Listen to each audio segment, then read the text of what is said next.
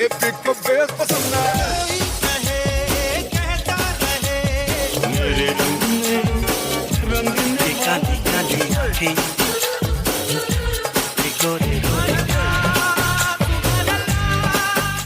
this is Asim. This is Sujoy. This is Amrita. And you're listening to Khandaan, a Bollywood podcast about the three main Khans of the Hindi film industry. Amir, Salman, and Shara. Welcome to our current events edition where we discuss all the things we've watched of late, movies, shows, and trailers. Hi and welcome back to Khandaan Podcast. We're going to be talking about some of the movies we watched. We're going to be talking about some trailer. Oh, shall we read some messages we got from our listeners, actually? So this one was from Anubha. Hello, everyone. I would like for you guys to know that I actually look forward to my Parisian metro commute because of you. Like Asim, I moved to Paris 2 years ago, and like him, I didn't know a lot of people let alone someone with whom I can talk about Bollywood. So thank you so much. Please keep making more episodes. Regards from Line 9 or Ligne 9, as they would say. I miss Paris, man. That message made me miss Paris. It was really weird. And also weird to miss Paris when you have a wife from Paris sitting right next to you, but still, the message made me miss What Paris. do you mean, Asim? Why are you missing Paris? I don't know, just something about the line 9. It made me just like, because I mean, for the people that haven't, Amrita, have you lived in Paris or you've visited Paris, right? You've not lived there. I've only visited Paris, and I have to say Paris was not very nice to me, like both times. Like I've been there. So like the first time I went was in the winter and it was just rainy.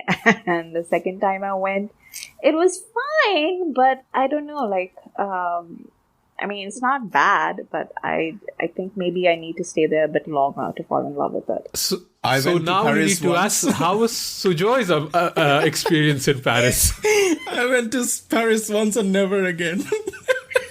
Why was that, Sujoy? I got mugged at Sacré-Cœur. I got mugged at Sacré-Cœur.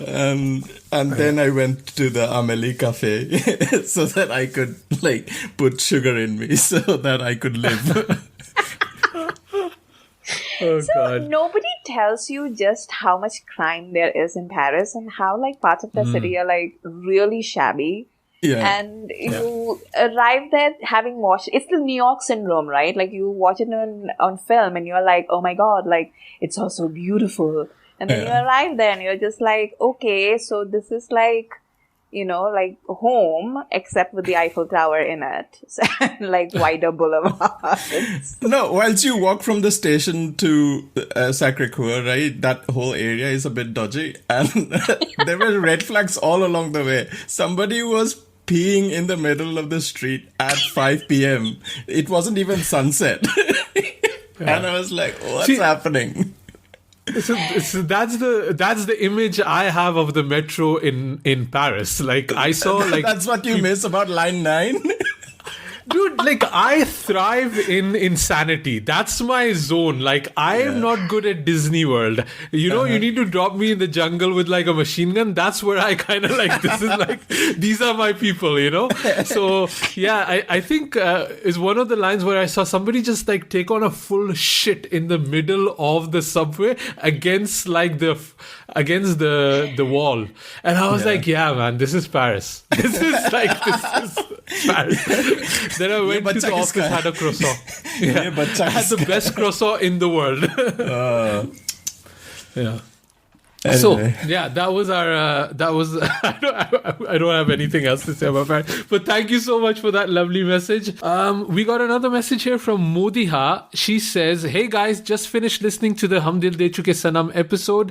It made me want to rewatch the movie, and now I'm just listening to Jhonka Hawa Ka on loop.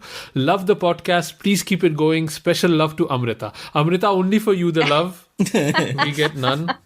Thanks, babe. I actually keyed up Jhonka Hawa Ka after Asim sent me this message. And then I listened to it on loop for the next couple of hours. So thanks for that too. So yeah, what have you been listening to on a loop lately? Is there a song that's like the one you're listening to? I don't want to admit to this. Now I want to know. To expose myself. Is this a song from Radhe? No, Like, no, are you no, doing- absolutely not. Because I know Asim is listening to CT Mar on repeat.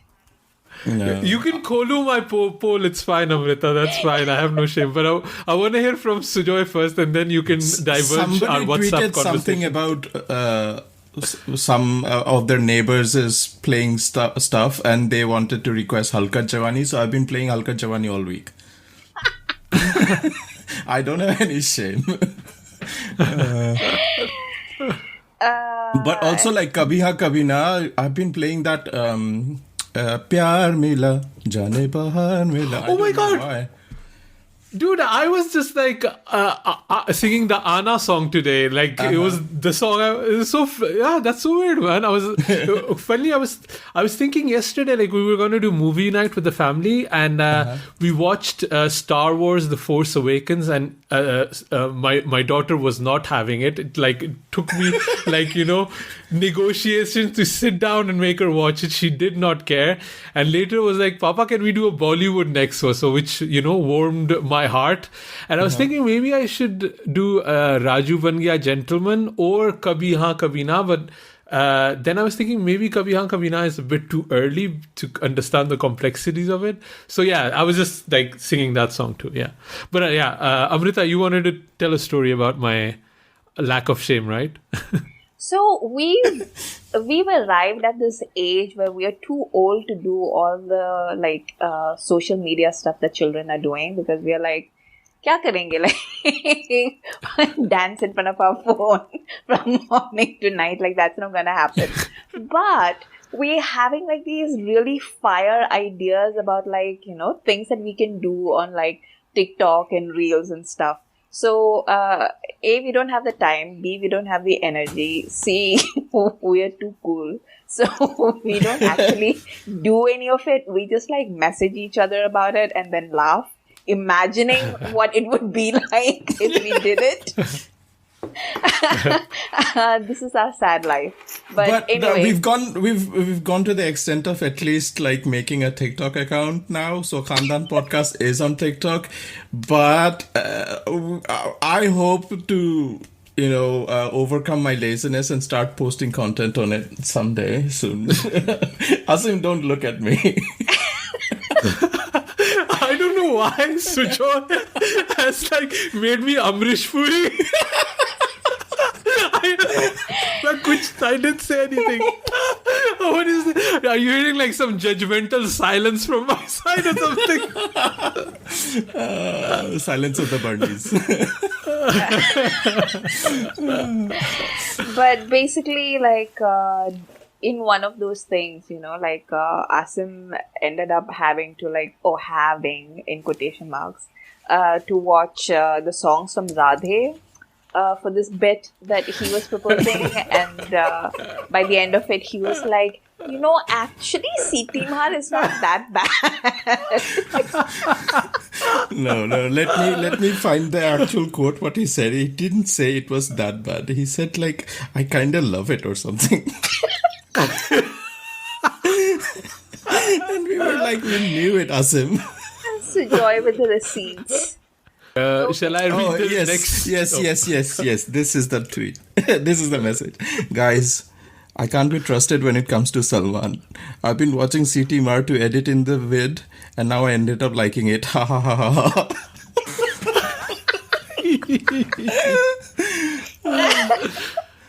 Oh my God. Anywho. What are we talking about on this episode? What was the next message? I was just saying, it's funny to hear your own message read back to you in another voice and intonation, because that's not the way I write it, but that's the way it's really funny. It's interesting. We should do this. This should be a podcast. We should read each other's messages and change the inflection. Yeah, pretty much. Okay, next one. This is the last one. We got a review. If you want to drop us a review, we really appreciate it. It helps us on like Apple Podcasts or something to people, so people can find us. This is from Anandini. Love the show. This podcast is tailor-made for a nostalgic Bollywood fan like me. The perfect mix of critique, humor, and fangirling over 90s cinema and more. I love feeling like I'm sitting and chatting with my friends. Amrita has the most infectious laugh in the world. Love you guys. Aww. आज सब fan Amrita के लिए. Yeah. Sujoy तेरे को कोई नहीं पूछता, सिर्फ मैं पूछता हूँ. I'm not jealous at all. I'm not jealous at all. The secret is I pay all of these people to like. I'm like Sujoy और Asim को specially बोलना कि अमृता के लिए है. Thanks Anandini, that's really sweet. Thanks for listening. And it's not like we create like content online for validations of people we don't know, right? I mean, why? Like it's the only reason we do it. But anyway, I'm glad it worked out for you, Amrita. 1 out of 3 is not too bad, right? Yeah, exactly. Amrita, did you end up watching some movies or not really? I watched. How well you know me. I watched Sandeep or Pinky Faraar actually. Let's talk about that. I also watched the beginning of Karnan, but then I didn't go any further, which I will tell you why later on. Okay, but let's get into the movies, or shall we do the Family Man trailer first? Let's do the Family Man trailer first and get it done. Okay. Yeah. Okay, so I think we tried to do this with Dil De Diya. That's the song from Radhe, right? Yeah. And so we're trying to do it again, see if it's still enjoyable, see if it's editable, and just get the, let's try something new on the format.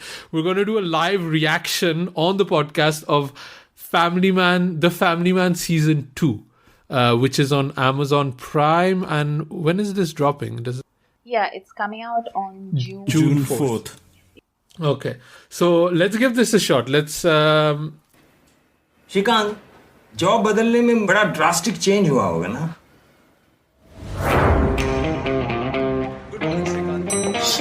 Shrikant. I never see you at any activities in the office. Okay, so this is when you know that something is good, like immediately off the bat, right? Like there's a thing, like I don't know how to express it, but I was thinking this about Sandeep or Pinky Faraar also, as I'll talk about in a bit. But there are some things that, like it starts playing and you immediately think, okay, this is going to be good. Do you know what I mean? Yeah, I know what you mean. I think I think it's the confidence that they, from the first shot, they know what this scene or the setting will be. And it's also the little details that they get, like in this office setting. Like, first of all, you can see that the first season was a big success and they decided to spend a lot more money on this because the office in season 1 and office in season 2 is not the same at all. But yeah, it's just those little moments like sitting in behind a desk that you say, oh, they got the tone right, they got the world right? And yeah, I mean, I've always liked Raj and DK stuff, and from the first, guitar thing that they have here, you're gonna enjoy this episode. And also, like, that face that Manoj Bajpayee pulls in the lift, like, I immediately remember why I liked his character in the first season of this show. So I'm like, yeah, all right. In this new world, it's not enough to do the bare minimum. Remember, Shrikant, don't be a minimum guy. That's good, my boy. Do it. जोर से मत फूक, पीछे से हवा निकल जाएगी. Okay, Shrikant, तुम 5 चीजें बताओ. Wait, stop. that joke was hilarious, by the way. Like, it's hilarious because it's almost a Salman Khan joke. That's the reason why it's But hilarious. it's Manoj Bajpayee doing a Salman joke, so it's funnier. What? It's literally called the Salman joke, man. It's a Salman joke. He's the funniest. But is this the same actress from the season 1 or not? Yeah. Oh, she looks really different, no? Or have I not seen season 1 in a long time? You haven't seen season 1 in a long time because that is what Priyamani looks like. Okay. Also, the boss like tapping and you're doing good, my boy. And he's like, "Tu ruk, main baar nikal, main tere ko baar dikhta hu, main tere ko." I also enjoy the fact that he's like the boss is like 12 years old. Yeah, exactly. But yeah, I mean, they're really creating a good vibe that he has actually left that job, right? Like he's not part of the Secret Service, and within the first minute, you kind of start believing it. But clearly, that's not going to be the case. But yeah, You are grateful to Suchitra. 5 चीज Tell me what's going on, Pa. You guys are not even talking to each other. कभी कभी तो मुझे लगता है ना कि मैं मुंह खोलता हूँ झगड़ा शुरू हो जाता है. You know what? Our whole marriage is a sham.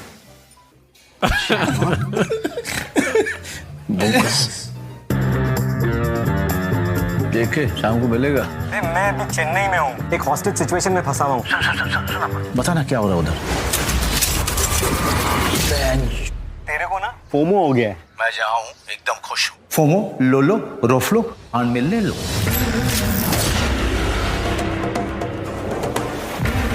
Our intel suggests there's an unexpected coalition between the IS. Isn't this like already in controversy?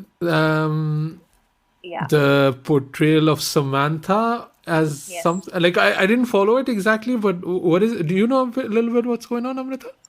Yeah, so she's playing. So this is actually something that like really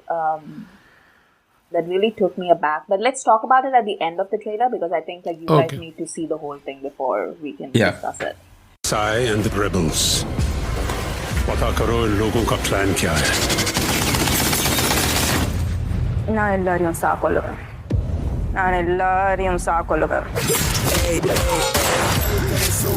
Welcome to the hot and happening Chennai.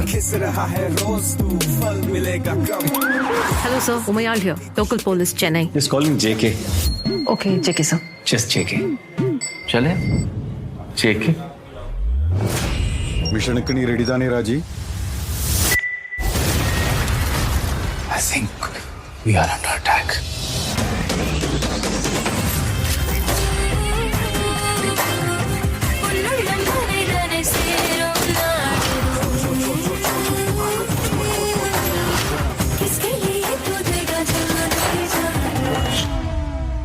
Mr. Srikanth, you can become knowledgeable from others' knowledge, but you cannot become wise from others' wisdom. मुझे भी coat आता है. कभी-कभी जीतने के लिए हारना पड़ता है. हार के जीतने वाले को बाजीगर कहते हैं. जो जीता वही सिकंदर. इसके Okay, stop. So clearly Manoj Bhai is a Khandaan podcast listener, right? Like that's ये तो guarantee है ना? Yeah.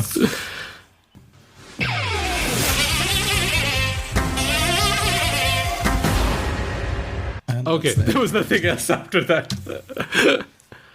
Okay, God. so was there something about that trailer that struck you as possibly controversial? It did feel like Samantha was playing something to do with the LTTE from Sri Lanka. Is that correct? Yeah. And, So that- like funded by ISI or something that was dropped in one of the conversations in the trailer. So I don't know if the thing is saying that they're funded by the ISI, but so here's the thing: like it's a pretty like well-known thing, you know, like the IRA and the LTTE. They were like the OG like alliance when it came to like arms dealing and stuff, right? Mm-hmm. So in the 90s, that was it. Like that was the nexus, you know, like the IRA and the LTTE. They basically controlled that whole thing, and then that fed into the Al-Qaeda and everything, and now they're just saying that, you know, the ISI was part of that whole nexus and everything. So that's the whole storyline. And if you paid attention, like you've read all those stories about, all those books that people have written about how the terror networks grew in the 90s, then you know that background already. But here's the thing, like Raj and DK are South Indians, they're not North Indians, you know, like when this trailer came out, like a lot of people were like angry, pissed off Tamil people were talking about like, you know, like Northeast once again, like Hindians doing this and everything. And I was like, but Raj and DK are South Indians. I expected them to understand that in the wake of the civil war ending in Sri Lanka and the human rights abuses that went on and everything, Tamil people are not going to take this very kindly, because there was that whole thing that happened with there was this Sri Lankan cricketer. I don't know his name. I'm sorry, I don't follow cricket, but there's a Sri Lankan cricketer of Tamil origin who played in the Sri Lankan national team, and he was apparently really famous, and he was like a 90s hero or something. And so they were going to make a biopic about him, and I think Vijay Sethupathi was going to play him in the biopic. And they actually got that film cancelled because they called him a collaborator, and they said that, we don't want a biopic in Tamil about a Tamil man who collaborated with the Sinhalese and everything. And that was just in sport, it wasn't in the army or anything. So emotions run really hot around this topic, even now you would think that the civil war is over and everything, so now it's safe to do it, but they don't feel that way, so that was one thing. And the other thing is Samantha in brownface, which I was like, why are you just queuing up to take the L's, why? Yeah. It's so tone deaf. Where have you been? Are you not on social media? This will get cancelled on day one. So yeah, even if the Tamils leave it alone, the other Twitter's going to come for them. So I don't understand why they did that. Anyway. And also because Rajan DK are they're more in tune with kind of Western things, like Western liberalism, I would imagine, right? So it's kind of weird that they pull this darkening of skin. It's really, really feels tone deaf a little bit. But I mean, I'm just happy that it's not the same kind of terrorism angle in Indian content, it's not like war or Bard of Blood, like they're back in Afghanistan and men with beards. So for me, this is interesting because I've not known or I don't know the backstory that much, so it'll be a bit more interesting for me to see. And it also just kind of totally changes the setting now, for especially for North Indian content, which is kind of cool for them to do that. I find it quite interesting. Yeah. Have you watched Madras Cafe, the John Abraham movie? I have. Yeah. I really liked it. Yeah. So that this is basically in that world, basically. Except Madras Cafe obviously is not a Rajan DK film, but it's talking about some of the same issues, I think. But we'll see. I like that this trailer doesn't give everything away, so I don't really know everything that's going to happen. I do know that Samantha is going to be the terrorist, and somehow the LTTE is involved, and what's happening in Manoj Bajpayee's personal life. But that's about those are things that we can just surmise anyway, carrying on from season 1. So it doesn't really give away that much information, which I like. But I'm going to watch it. I don't know about you guys. Did you like it, Sujoy? Yeah, I did like the trailer. I mean, even if I did not like the trailer, I would still go and watch it because I really liked season 1. The talents involved are definitely warrant enough value for me to sit down and watch the entire series. But it also, you mentioned Madras Cafe, there is a Santosh Sivan movie with Ayesha Darkar, which was released, I think, in the late 90s called The Terrorist, which was about the suicide bomber going to assassinate a political leader. I think it's loosely based on the Rajiv Gandhi assassination, but that's another thing that reminded me of what Samantha's character was playing in here, but... Oh, actually, Asim, you know what you should watch? There's a Mani Ratnam movie that came out years ago. It's called Kannathil Muttamittal, and I'll send you the link to the trailer. Oh, the Madhavan movie, yeah? Yeah. Was it Madhavan? Yeah, Simran and Madhavan, right? Yeah. Yeah. Because all I remember from it is Simran, really. But I'll send you the link to that because I think you would really enjoy it. I think it's on Amazon Prime. Very nice. Oh, nice. I'm seeing it on IMDb. Yeah, if it's on Prime, I'll definitely give it a go. I like everybody involved in it, so yeah. I do miss Gul Panag though. I thought she was great in season 1. I didn't see her in this trailer. I don't know, but she was set up. That was in Kashmir, right, or like North India? Yeah. I'm not sure. So, kind of makes sense. But I did like her a lot in season 1.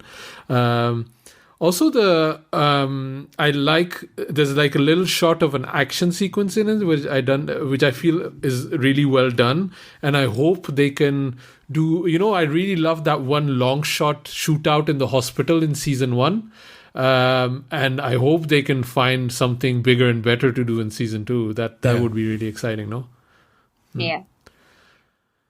Yeah, no, this looks good. I'm excited, and yeah, it's out in a couple of days, guys. Will you be? That's a question I want to ask you. Will you guys be binging it or like spreading it out? And secondly, are you gonna watch season 1 before, or are you just gonna start afresh from season 2? Because it has been a while. I'll watch probably like if Amazon releases, what happened in season 1, kind of a recap in 5 minutes video on YouTube. I'll watch that maybe. I don't think I'll sit through season 1 again because I loosely know what's happened. Or I'll probably go back to Wikipedia and read out what happened in season 1. I really appreciate Asim even asking me this question because I am literally going through a series by watching like 2-minute clips on YouTube. Like that's how my attention is going these days. So I really appreciate that, Asim. Like you're a true friend. But to answer your question, no, I will not be rewatching the entire freaking first season in order to watch the second season. Are you doing that, Asim? No. No, but I got like we started watching the new season of Master of None. And initially, we were going to watch the first 2 seasons before and then watch the third one or whatever, the first 3 and then the last one. But then we heard that it's totally different and the storyline is different. So we just started and it was getting such high praise. And the first episode is amazing. So that's what I was thinking. I do feel that there's been a gap between season 1 and 2. And clearly, if I don't recognize the actress playing his wife, maybe I should just rewatch season 1 again. But yeah. I don't know. Maybe I watch too much or maybe my brain has holes in it. I don't know. Let's move on to talk about some of the movies we watched. Amrita, you did watch something, right? Yes, I watched Sandeep or Pinky Faraar.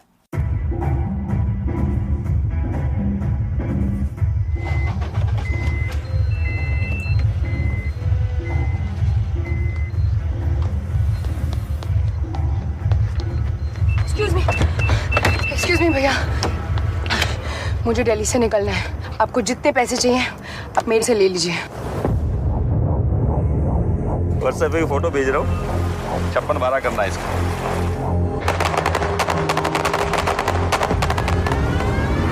भैया मेरे पेट में बच्चा है. हमें क्यों मार रहे थे? बोल. तेरे साथ मैं भी मरता. किया क्या तूने? So let's talk about that because I think we all watched that one. Yeah. Should I do the Anu Malik voice? Please do. Faraar. Oh man.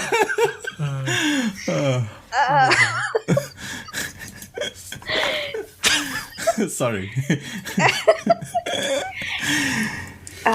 So for people that don't know, this Sandeep and Pinky Faraar came out, was supposed to come out last year, but it got pushed back through the pandemic, and now it's released on, what did I watch it on? Prime or? Yeah, Prime. Yeah. I did watch it on Prime, yeah.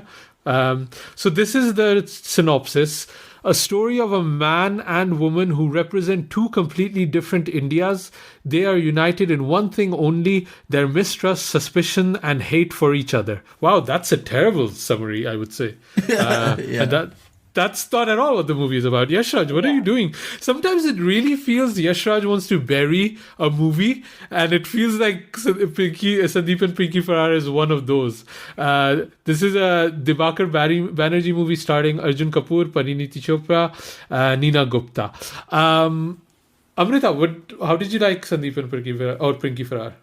So like you said, the summary of the film, the trailer of the film, like none of it was like remotely connected to the film that I watched. Like it was a completely different promotional strategy. Like they were selling a completely different movie, which I don't think a lot of people were interested in. And the actual movie, I can understand why they would have thought that this is a harder sell, because this isn't the usual kind of YRF film, like it's a little bit darker, it's a little bit harder hitting, it's a lot more violent in a very realistic way than the usual YRF stuff. So I guess the YRF PR department really didn't know what to make of it, so they were just like, we'll just sell it like the mess that they did. And so nobody really watched it when it came out, and then the moment it came on Prime, everybody was just like, wow, this is amazing.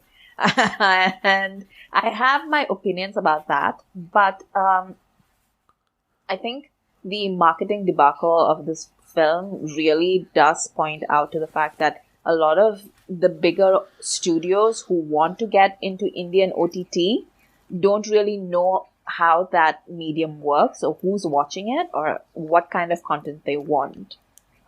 So right now I think they have very like when Suraj Barjatia made Main Prem Ki Diwani Hu, and he was like, I'm gonna make like this movie for the youth.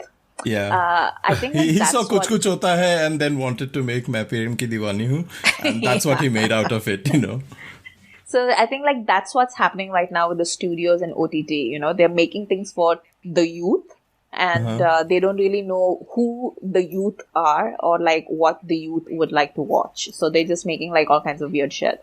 Whereas this movie would have been a slam dunk otherwise, like it's very middle of the road, like thriller kind of a thing. I started actually laughing in the beginning because this movie, and actually to an extent even Karnan, which we'll talk in a bit,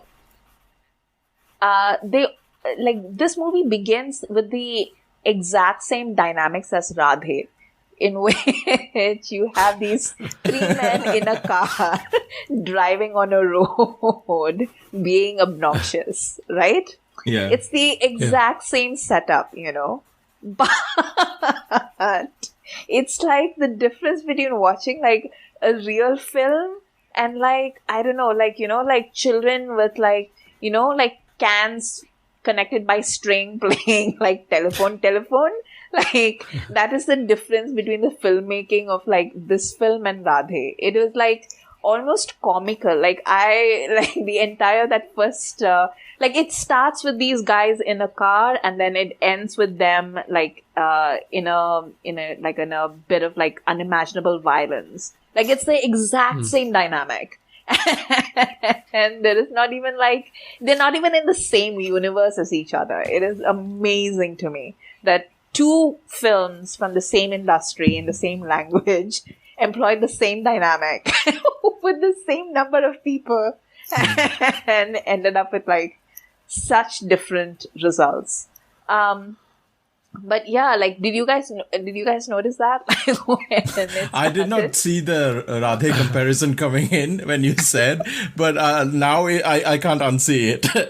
But like that starting scene, it kind of triggered a reminder of NH10, and I thought that was what the movie was going into, like the whole darker Gurgaon to Haryana zone where these people are going to get into trouble, and kind of thought that that's what Sandeep or Pinky Faraar, so they will be on the run and stuff. That would be what I would be expecting from the movie, but then obviously the movie took a life of itself and unraveled many other layers, and I really liked it. Yeah, but I didn't get that Radhe comparison at all.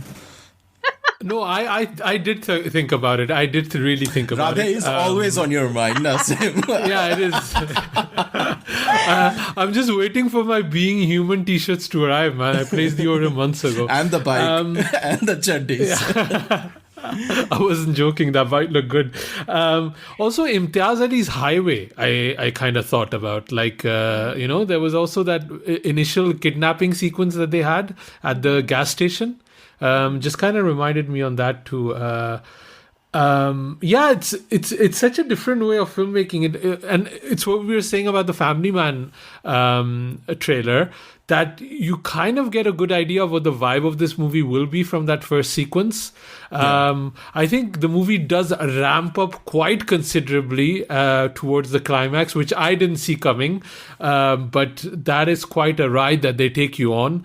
But I think, I don't know, like it's always unfair to ask Amrita about this, but I feel there's so much violence towards women in this movie, and I feel it's hard to watch at a certain point, because it's like every kind of violence towards women, from societal to familial to professional to sexual to physical, every kind of violence has been done on Parineeti here in this movie, and it's shown in a very graphic manner. And it's tough to watch. Because especially when I'm reading the summary, it seems, and also the title, it's like, Sandeep and Pinky, but most of the violence is towards Sandeep. The Pinky character basically just loses a job he didn't have, right? Like, unless I'm missing something. Like, I don't feel there was like an equation on both sides about them hating each other or things like that. I think things are quite bad for Parineeti throughout the movie. And the thing about the violence is that I fail to understand what most of it achieved. Do you know what I mean? Like, she's already at rock bottom, like 5 minutes into the film. Like she doesn't need to be beaten down, like physically. She's already has like the weight of the world pressing down on her. She knows that she's basically screwed, right? And she knows that from the get-go. And there are so many other things that happen in the course of her really understanding the depths to which she's fallen, and how much she's on the run from these people, and she doesn't really have a defense system, like when she's trying to sell her clothes. And the woman who's buying secondhand clothes says, "Madam, yahan pe koi aise kapde nahi pehnta," and she realizes even the currencies that she has are worthless. Yeah. So those are things that really worked within the language of the film and worked within the character. And so when the violence comes out, especially the sexual violence and all stuff comes out, I'm just like. And there's that whole, that miscarriage scene, like I'm being spoilerific, but, there's like a miscarriage thing that happens and stuff. And I'm just like, there was no reason for any of that to happen. Although I suppose she did need to go through that miscarriage so that she really had nothing to lose, because until then she was like, I need to have this baby. So it was just really, I didn't understand what the violence was about, honestly. I did understand what the violence, why it was there, but again, I don't know if it could have been conveyed in some other form without it being so personal just to her for being a female. I guess it's like the whole... not only to highlight the patriarchy that exists on so many levels, but also like even when somebody as insignificant as the bank manager gets in a position to abuse his own power and abuse somebody who he calls madam in that situation, the whole power dynamic just within that small room shifts. I think that's what it's trying to expose. That was so creepy and terrifying, I have to say. They really stretch out that sequence. Somebody who looks so benign and innocent and naive, and then, you get that switch. It just freaked me out. Yeah, especially that sequence where he pulls her legs out underneath her. It's terrifying. But I do feel like, and I mean, I don't like necessarily using this word because I think it's not a good word, but it kind of explains where I'm going to. Like, it feels almost torture porny, like in a way that it's not that the movie is reveling in Parineeti's pain, but it is showing it very graphically. And I think if you're talking about Tochapur as a genre, towards the end, there seems to be a counterbalance to the first violence, right? Like all of this huge violence happens and then there's a revenge aspect to it. Here, it feels like she still gets punished by society at the end, and she's taking joy in jail at the end of it. Again, we're talking a bit spoilery here. And again, I didn't really get what the victory was for her when she's still in jail, right? Well, she's in jail because she's in jail because she was part of the whole corruption scandal, right? She created that whole financial scam, so there are definitely going to be repercussions for that. But obviously, she is happy that she exposed the people who were untouchable. But then aren't you like a state witness and you get like lowering, you don't go to jail, or you get like witness protection or something like that? Like it feels like she's paying an extra price for justice. This is India. Like as long as you're alive, like that's your special. That's your special treatment. Maybe she got like a reduced sentence, so she would probably come out at one point in time. But people who are, actually responsible would be in prison for a longer time, or get more punishment, etc. But I just mean there was no victory for the pain. That's what I'm saying. There was no victory or any joy after all of the pain she sat through for 2 hours. Well, that's not what Dibakar does. There's never like that's not how he makes his films. But also, like, Parineeti's Sandy character is not like, she's not the hero. She's got her flaws and skeletons in her closet. You have consequences for all the actions she did. She can't just, that's what I think Dibakar is trying to say. Like, you do the actions, you pay for them. This was probably the best Parineeti performance that I have seen in years, I think. Yeah. It's funny because it does still have shades of what she was trying to do and on the girl with it on the train. But here it works, and there it looked ridiculous. But there's not that much of a difference between the two characters she's playing, I feel. But yeah, this was really one of the best performances I've seen in a while. And it was funny because I was reading a lot of reviews on this movie, and most of the criticism was towards both performances. And I thought both of them were actually quite good. Like even Arjun Kapoor, who we haven't talked about too much, I thought he was quite good in this role. Yeah, like I also think just the the kind whole, of physicality he was bringing to it. His whole heftiness, made it all the more believable in him being a Haryana police cop or whatever, under suspension. So he's been eating his feelings. So I just didn't believe the beginning part of it, where as soon as they pull away from the site of the murder or the encounter, he starts beating her up in order to ask her questions. I don't believe that part of it, because that is not how class functions. Yeah. There would be at least a beat before he directly started putting hands on her. But I did like the fact that, after he tries to kill her and he stops, and then, he apologizes because she's pregnant. That was these are the kind of little small details that Dibakar always brings into his films that I really appreciate. Yeah. I think there's also like a fast edit when they are traveling, for the first time, when she kind of hunts him down and goes on the train with him, and she hands him her bag, and he's the one holding the bag, and she's for the first time traveling in local class in a train, right? And then cut next scene, she is throwing up from the train window and somebody's helping her. There's just fast edits of this is not her world, and then she goes to pee in a public loo, and she's like absolutely disgusted by it. It's amazing. The little details, all the technical aspects in this movie are just amazing. That moment where she's crying in the shop after she can't sell her clothes, and he won't buy her, the socks or whatever that she wanted to buy. And Neena Gupta finds her for the first time and asks her, and she comes in and she immediately stops crying. And then Neena Gupta just asks her, like, "Oh, are you a tourist?" Like, just being nice. And it's the first time somebody's been nice to her in a very long time. And she just starts crying again. It was such a good scene. Like, I think Parineeti has a lot of those scenes, really.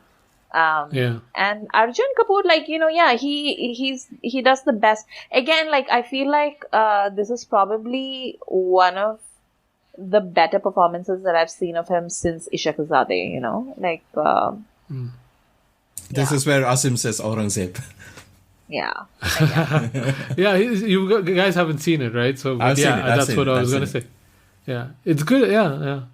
But no, he's really good. I thought he was really good. I think it was interesting what he was doing, and I think his physicality brings a lot. Like, especially also that sequence where he's like, that idea that you go to a small town and you have a fan immediately for that's. It felt like I could understand what that was like. That sequence where he's like the Salman fan and stuff like that. It was really cool. It was really well done. No, I liked it. I think this is like one of my favorite Dibakar movies. I have to even say, because I've been on record that I've not liked his movies, and maybe he's just kind of beaten me into submission, or maybe because I recently rewatched Bomkesh Bakshi and I liked it. That I was vibing with this one. Shall we move on to Karnan?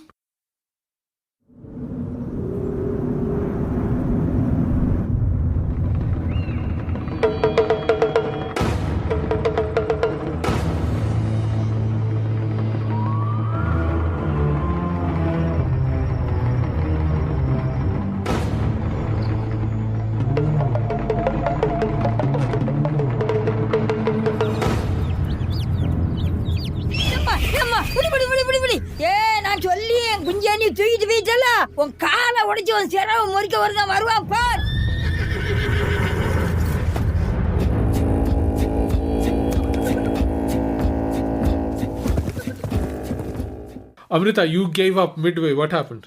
I didn't give up midway. I actually saw the beginning, which again starts with him in a police vehicle being driven by a bunch of guys and then ends in violence, But I saw the beginning and then I was just like, you know what? Like, this is not what I'm in the mood for right now. Like, it seemed like it was like way too violent and depressing. And I knew that it was going to be effective and really good because I could tell from the music. Oh, by the way, shout out to the music, like the background score of Sandeep or Pinky Faraar, because it's freaking fabulous. But this one also, like Karnan also is like pretty great, but I don't think I wanted to watch it right now. I think I'll watch it later. Yeah. So Karnan is also on Prime. It stars Dhanush, and it's directed by Mari Selvaraj. Is that how I pronounce it? Yeah.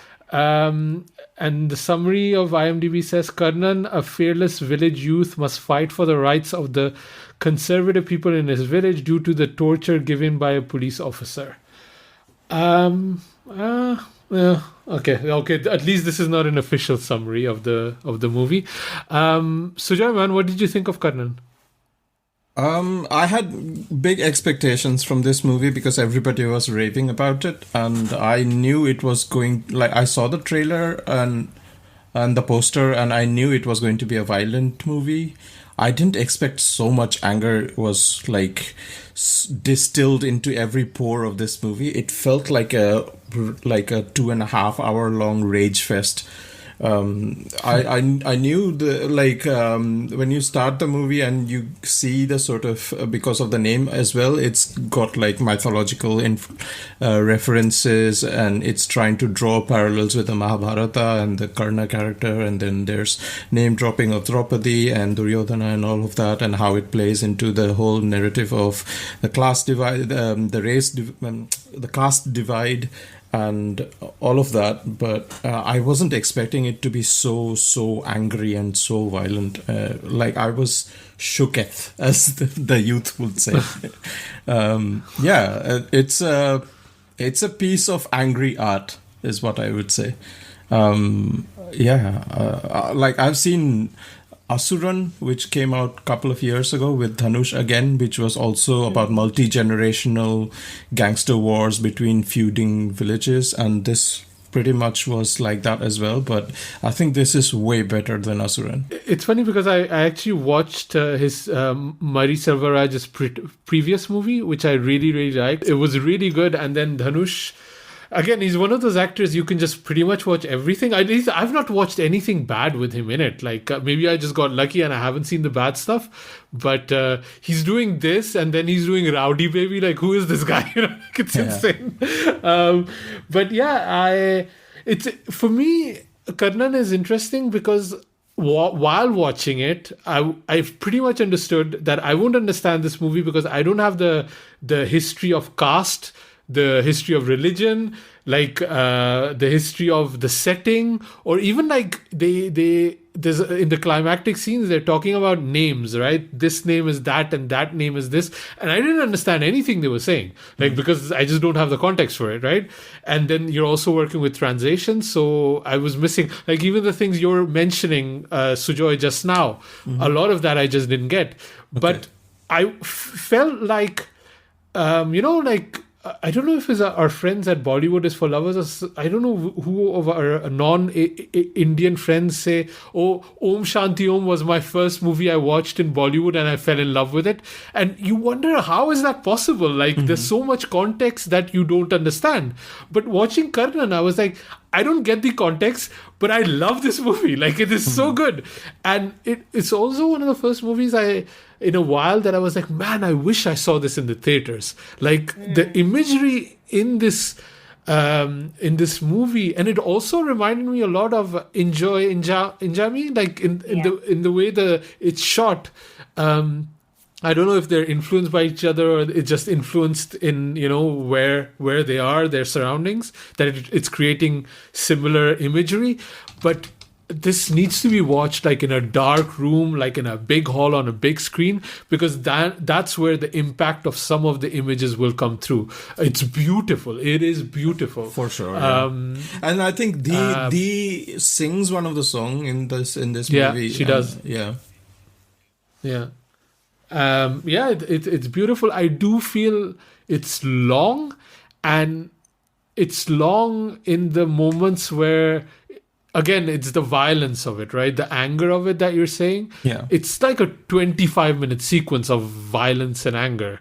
And I just don't find it visually that interesting. You know what I mean? Like at least if it was like really visceral or really shot in a different, like, especially when I'm talking about like imagery that's beautiful, I feel the violence, not that to make it beautiful, but make it engaging visually.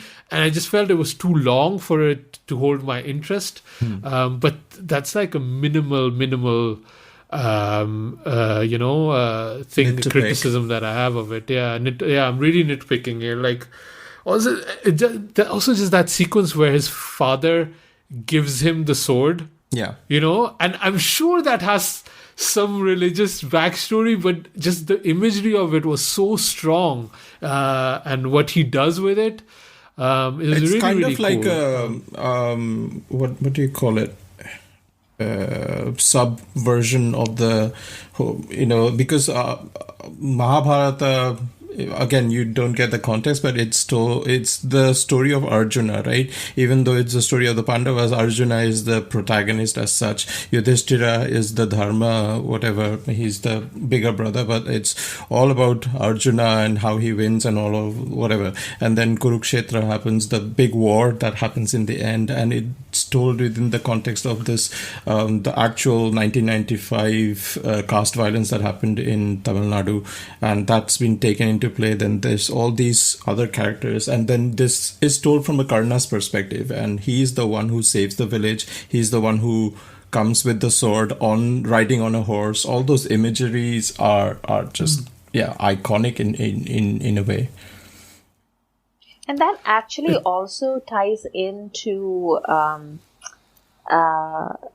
long-held Tamil political narratives, where, for example, they take the Ramayana and they talk about themselves as being like about Rama being the villain and Ravanan being the hero.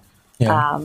And sort of giving like the other perspective, way before that was a thing. Like nowadays everyone's doing like, the Cruella's origin story and everything. Like, and Saif is doing a Ravan movie, right? He's playing Ravan in a new movie. Oh, is he? I didn't know that. Oh, I didn't know that. Wait, is that what? It's not Lal Kaptan. It's the RRR, right? The Telugu movie. Is that what you're talking about? No, it's called Adi Purush. Oh, okay. I can't keep up. Saif ne kasam kha liya ke like no movie of his will make money. But this movie has Prabhas with him. Yeah, so probably. Oh, this is the Deepika Prabhas movie. No, this is Kriti Sanon. Oh, I don't know about that. Okay. Anyway, so yeah, this is definitely like I find it so interesting when Asim is talking about these films because I think like this is what it must be like when we are watching like Korean films and stuff and we don't know, right? We have no idea like what it is that we are missing in translation and in context. But it doesn't matter when the movie is well made and well told. Yeah, because for sure. Even if you don't understand the layers of the narrative, if the storytelling is good, then you can just go with the story and appreciate it for that. Yeah. It's always, like I think like the more that we have these streaming platforms and we're becoming more and more exposed to each other's cinema and we are trying to like watch outside of our usual comfort zones, I think it's a massive win for audiences because we just get exposed to so much other stuff. And I think both Sandeep and Pinky and Karnan, once we they will be more rewarding on repeat watches if you are able to handle the violence that is. But I think there's a lot more to discover with each scene. I think, but again, if you are willing to put up with all the violence that is being displayed on screen, then I guess. Yeah, one thing I have to say, this movie made me realize something that I should now, at this point, I should get a t-shirt printed or something like that, but village life sucks. See, the whole story of Karnan is about the bus, that the village has no bus stop, That's how basic the necessity is, and that erupts into this whole caste divide. It's amazing. Yeah. Yeah, no, it's really amazing, and I think both for Karnan and Sandeep and Pinky Faraar, people are probably not gonna get to these movies straight away because it's not like a big hype release like Zack Snyder's Army of the Dead or something like that. It doesn't get pushed as much. Both are on Prime, which are terrible in terms of promoting their content anyway. But I think when people do watch them, they're going to be thinking, why did I wait this long? Because these movies are pretty amazing. Yeah. So yeah. And Army of the Dead is not. Yeah, Huma Qureshi is actually quite strong in it, though. I have to say, I thought her subplot was the worst of it. Like, it was so unnecessary. But anyway. No, but we were talking about the subplot now, right? That's writing of the movie, which I didn't talk about. I mentioned her performance was quite strong. Yeah. She was quite good in it. Like, that's what I'm saying. But what was I going to say? Amrita, are you going to finish Karnan, or are you just not into it? Especially now that we mentioned the violence to it, you're just not into it, or you think you're going to get around to watching it? I think I will get around to watching it, but the thing is, like, this is serious violence. Like, it's not the usual, like, there's cartoon violence and then there's serious violence, like this has a lot of cop violence as well. This is not a good time for me to be doing that, but eventually I think I'll watch it. But cartoon violence doesn't really bother me. Like, the Gajini kind of violence, I know, like, a lot of people were, like, really angry at the sledgehammer and stuff. Or like the Radhe violence and everything, and I'm just like, like, that is just nonsense, it doesn't really bother me. But this kind of violence and it's based on like real life events also, so that this is the kind of stuff that they were doing to real life people, and people actually went through stuff like this. So you're just like, no, I don't want to do it. Like now, anyway. I watched one more thing I want to kind of talk about. I watched 99 Songs. एक गाना पूरी दुनिया बदल सकता है sir. एक गाना दुनिया बदल सकता है. कहाँ है ये गाना?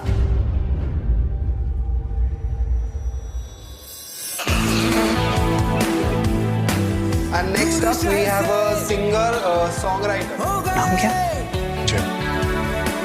बस खुशी के चल दिए.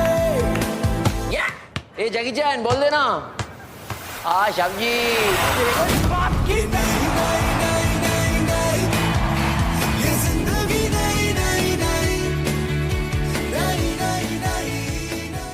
By AR Rahman on Netflix. Yeah. Have you guys? Is this movie even on your radar? Have you even heard of this movie? I have heard of this movie. I've heard some of the songs, and I quite like the songs, but I haven't made up my mind on whether I want to watch it or not. I'm not gonna watch it. I know what it is. I don't want to watch it. What is it? What do you know? What do you know I about knew it was like the AR Rahman movie and everything, and I honestly am not interested. Yeah. So I watched this movie. It was on my radar for a long time because it has a beautiful song called Sophia in it, which obviously that's the name of my daughter, and it's a beautiful, beautiful song. So we'd been listening it for almost a year when this movie was going to come out. This movie is the story and its production is done by AR Rahman. It's his first foray into movie production, and I love AR Rahman, like as a composer, I think we all do, right? Like he's up there as one of the best ever, right? And especially because we kind of grew into, we were growing up when his movie kind of his soundtrack came out and he blew up. So we have a special relationship with AR Rahman, I would think.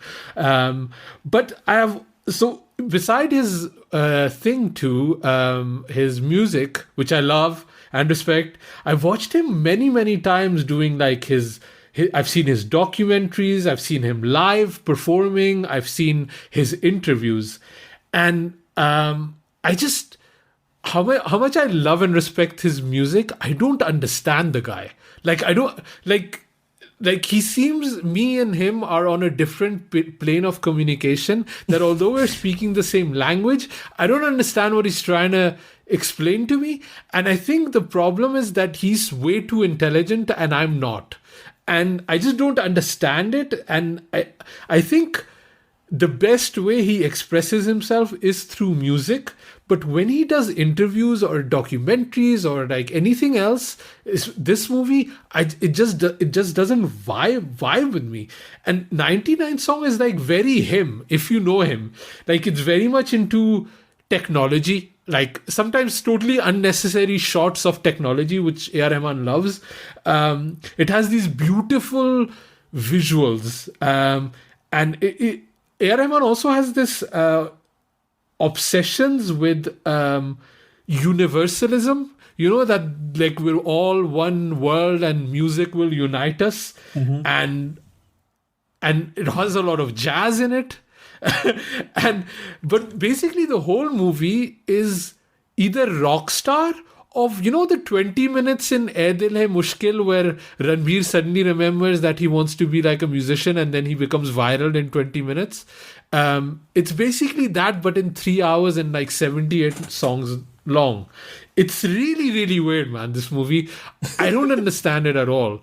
Like, I really don't. Like, I couldn't make head of tails on it. That's kind of reminds me of when MF Hussain made Gajagamini, Yeah. With like Madhuri's back for like 20 minutes in the movie. And the movie has like really odd choices, and like the odd choices, like the leads that AR Rahman chose himself, because I imagine he's the producer, right? So he has a hand in casting. Yeah, I think they saw him. I saw him do an interview about it, and there was like an intense audition process, and he saw like 1,000+ actors just to land on these people. Yeah, so again, the rock star comparison, they chose like I think it's an actress from the Dominican Republic, or like I'm not sure, like maybe she's the Latin American, I think. Okay. And they're doing the rock star thing where they're kind of, dubbing her, or Love Aajkal, you bring a Latin American actress over and act like she's Indian, and we should just not like notice it. But here they decide to make her mute, so they just take away the problem of dubbing her or not. And it's like such an odd choice to do, because she looks like a less talented Amy Jackson. And then the male lead is also really, like, he looks like he's the guy that Nora Fatehi burns in her clip at the end of it, in Chhod Denge Hum. Yeah. It's that guy. So he has that like T-series TV actor kind of vibe to him. And like he's like really pretty, and he has 2 hairstyles. That's it. Like that, all the acting happens through his hairstyle. Either he's like well coiffed and then he's like jazzing, or when he's like in distress, then like the mesh comes down and covers slightly his eyes, and that's the extent of his acting. And also like, like perfectionists, they take a long time to make something, right? Yeah. And here, like, to show that these guys are cool rock stars, they are doing the bottle flip. Remember the bottle flip that was cool like 7 years ago, that you flip the bottle and it lands on the thing? And the guy is also like dabbing. Remember dabbing? So basically, AR Rahman went on TikTok and went to the archives of what he favorited in 2018. Exactly. It just looks super, super weird, man. And like he also has a father character, and the father character is wearing like Sushant Singh Rajput's makeup from Chichore for no reason. Like he's like some guy with like balding hair, and there's like jazz in it and stuff like that. It's really, really weird. It does have some beautiful visuals in it though. But man, this movie is weird. Yeah. I don't know what to say about it. I feel bad like dissing it, because it really feels that he put his heart in it, like this piece of delicate art that he's created, but I just can't connect with it. I was actually watching a few other reviews from other people, like the Film Companion one and Tried and Refused production. I don't know who the guy's name is, but they were like very touched by the 99 songs. And it also almost felt like Tamasha to me. At Tamasha, people are still raving about that ending, and it really touched the artist in them. And I feel nothing for that movie. That's how I kind of felt about 99 songs. And also the music isn't great. Like, I don't, like, Sujoy, you were saying the music is good. Like, there's maybe 2 songs that are good, but for like an AR Rahman, like, this should have been the best soundtrack he's done in like 20 years, because he's the one making it. But even that I didn't get. And normally you listen to it a few times and then it works for you, but not really. I don't know. Basically, like, I felt this is Asim being like, मेरे साथ एक tragedy हुआ, and I just want you all to know. Yeah. I'm happy that he sold this to Netflix, to be honest, because I felt bad that he's burning so much money for something that, if this had come out in theaters, man, he would have been ruined. Like, there was no way to recuperate this. This would have been a massacre. I'm glad he sold it to Netflix and at least, broke even or whatever. Let's wrap up. Amrita, where can people find you online? You can find me on Twitter at AmritaIQ, or on my booktube at Amrita Buy the Book on YouTube. Sujoy? I'm on Twitter and Instagram at 9E3K, and you can follow the Khandaan Podcast Instagram at Khandaan Podcast, and we also have a TikTok now at Khandaan Podcast on TikTok, where we will be posting some new content very soon. Yeah, come hang out with the young kids on the block on TikTok. Drop us an email or a review on Apple Podcasts or at youpodcasting@gmail.com. I'm at Asim Banerjee on Twitter and wherever else. And this was fun. Thanks for listening, guys.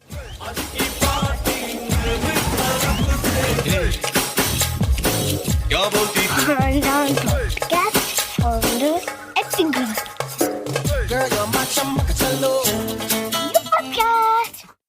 Thank you for listening to Khandaan, a Bollywood podcast. You can find us on your preferred platform from iTunes to Spotify and beyond. Don't forget to check out our YouTube channel where we host our live streams from time to time and our Instagram account for announcement and clips.